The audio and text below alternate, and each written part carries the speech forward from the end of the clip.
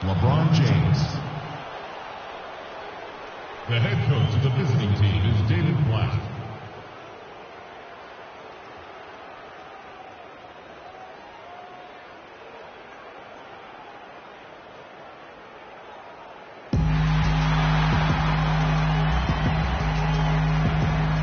At small forward, at 6'9", number 32, Jeff Green.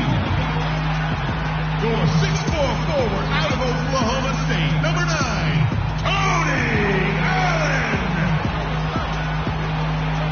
Number 50, Zach Randolph.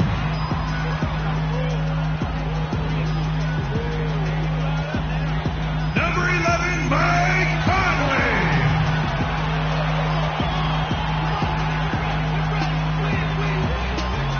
Number 33, Marc Gasol.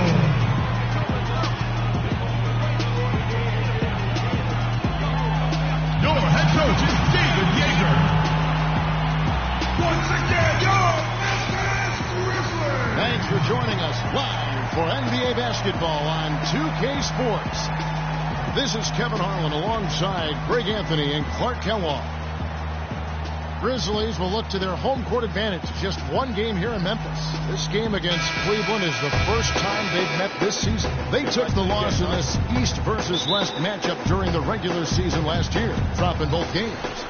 Yeah, and a bit of a revenge game for them as they were swept in the two-game season series from last year. And, you know, they might not be in the same conference, Greg, but as with any top team, they want to show they can compete with the best teams out of conference, too.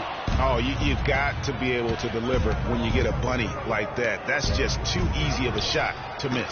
And a look at the starters for the Cavaliers. Down low, it's Love and Mozgov. Filling out the wings, it's Shumpert and LeBron.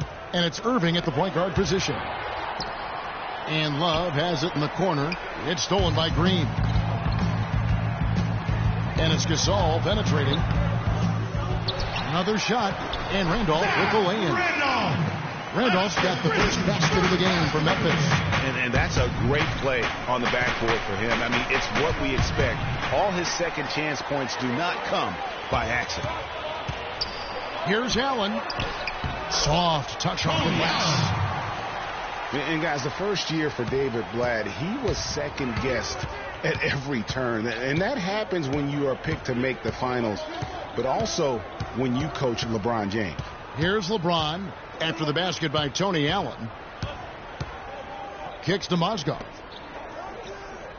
Just 5 on the clock. Once again off the mark by Cleveland. Grizzlies have gone 2 of 5 here, making 40% so far to start out the game. Conley with it. He's picked up by Irving. Unloads from 13. Love grabs the board. And for Black, Greg, everyone did wonder if he would be the right fit early. As the season wore on and the Cavs got tougher, those questions, Clark, went away. Yeah, and I think most people forget that he's an iconic coaching legend overseas. Good point, yeah. So coaching is coaching. Sure, it's not the NBA, but this guy brought a pedigree and resume that was quite substantial. You know, he'll make you scratch your head and throw your hands up as a defender. I mean, you just don't know how to play him. Allen passes to Conley.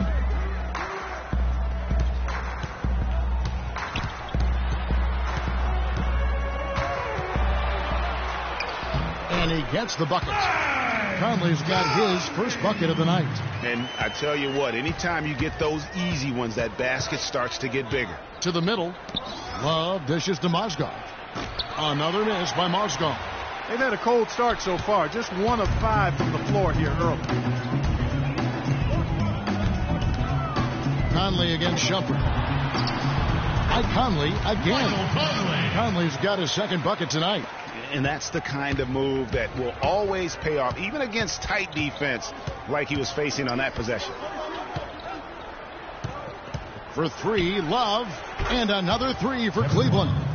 A good open look, and he splashes home the 3. Memphis leading. Well, last season would be one where Kevin Love played a different role, saw his numbers decline, but that was, I think, especially with LeBron and Kyrie, much better players than he ever had in Minnesota. That was to be expected.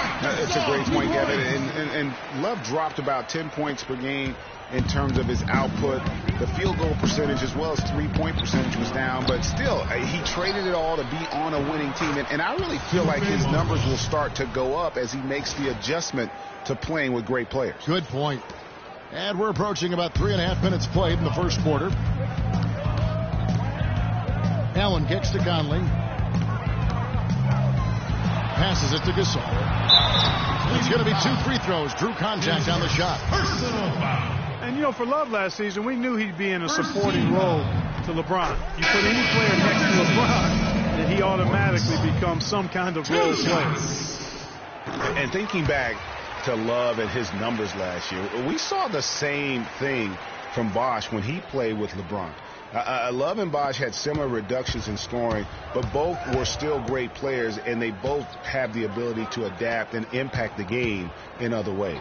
Varejao got him with the pump fake, but couldn't finish. For the Cleveland Cavaliers, their last game a loss to the Bulls. The offense just struggled mightily in that game. They went stretches where points just became very difficult to come by.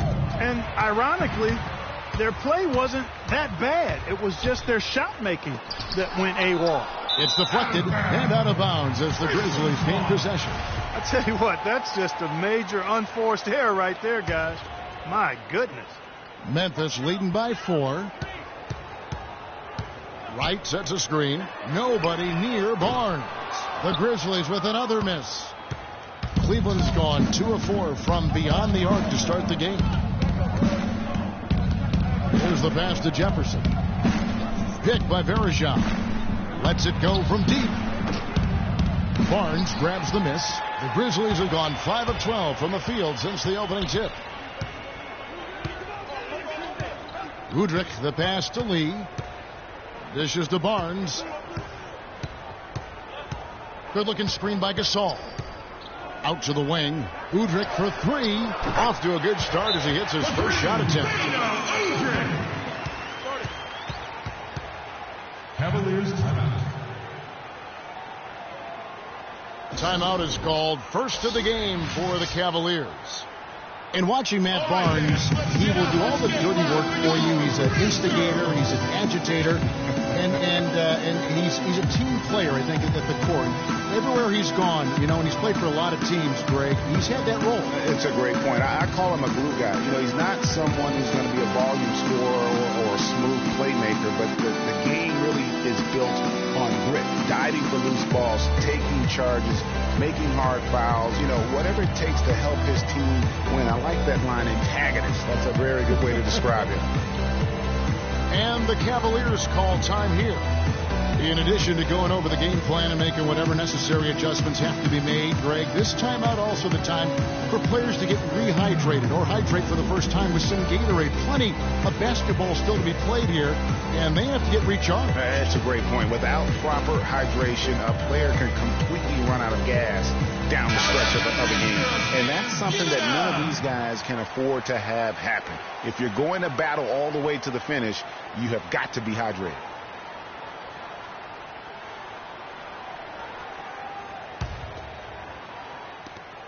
We've got 1:13 left to play in the first quarter. For Matt Barnes, I really felt last season was one of his best. He was the Tony Allen type defensive guy for Doc Rivers' team. Did all the little things, and he was efficient. Near his career high for three-point percentage and a career low in turnover. So timeout called here. But first for Memphis. And I know if I were starting a club, Matt Barnes is the type of guy I would immediately look for. He's that tricky enforcer who has just enough skill to hurt you with his game. So him, in my book, equals winner.